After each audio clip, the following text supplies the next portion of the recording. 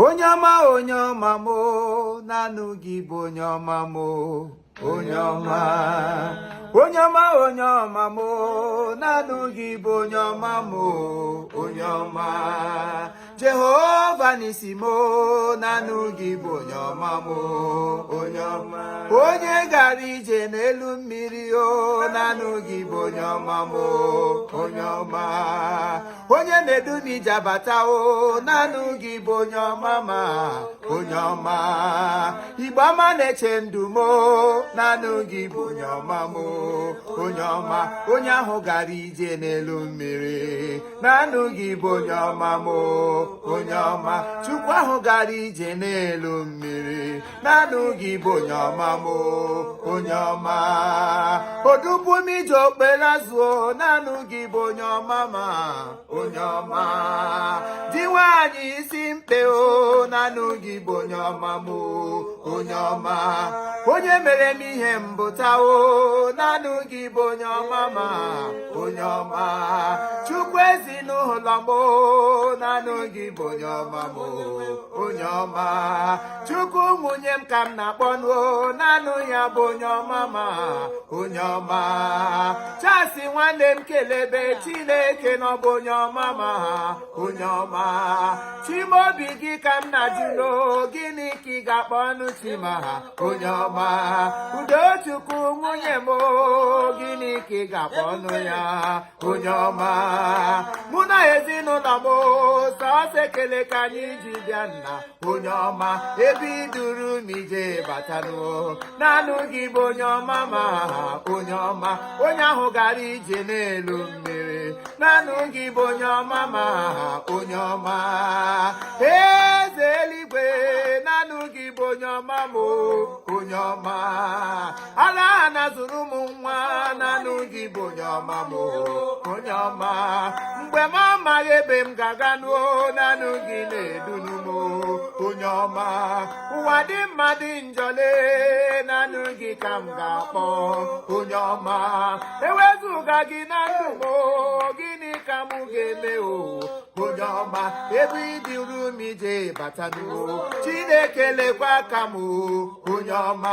Onye ahụ gara ije n'elu mmiri, nanụ gị bụ onyoma m, onyoma. Mmụọ ndị ọzọ na-atụ egwu gị o, nanụ gị bụ onyoma m, onyoma. Jizọs bụ eze mmụọ, nanụ gị bụ onyoma m, onyoma. Ekwuwe eme ka ịbụ Chukwu o, onwego onye dịka nna m, onyoma. Nna m bụkwa babahum babahum, nanụ gị bụ onyoma m, onyoma. Onye ahụ gara ije n'elu mmiri, Chineke bụ onyoma m, onyoma. Onye ahụ gara ije n'elu mmiri, nanụ gị bụ onyoma m, onyoma. Eze ndị eze m, nanụ gị bụ onyoma m, onyoma. Igosiwo m n'ịdị ebube, Jehova m, onyoma. Igosiwo m n'ịdị ebube, Jehova m, onyoma. Father, we are grateful. We are happy. We are grateful. If all our body is our mouth is not enough to appreciate you. Thank you for what you have done today. Thank you for yesterday. Thank you for today. Thank you for future. Thank you for everything you have made us become today. Father, we give you all the glory in Jesus' name. Because you have given us this reason to smile. Mighty God, may we all see the reason to continue to smile in Jesus' name. Amen. This year will never see our end. Amen. Rather, we will live to see the end of this year. Amen. Is there anything difficult in your life? Is there anything you are finding difficult to do, or some situation that is not auguring well in your life? Jesus has come to make it possible for you. Because he has remembered us here, he will remember you. Amen. He has given you reason to smile, and that smiling will remain forever in Jesus' name. Amen. We love you all. We love you all. Keep on following our channel, subscribe to our YouTube channel, and follow at Mwaba TV, Comedy on Facebook, and then on YouTube. Teachers, yes, Mwaba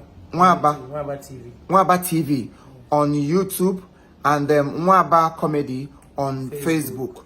make sure you follow that page. You will continue to smile. Of course, you already know my handles. Don't fail to follow. Once you are following me, you are following her. I believe so now. Thank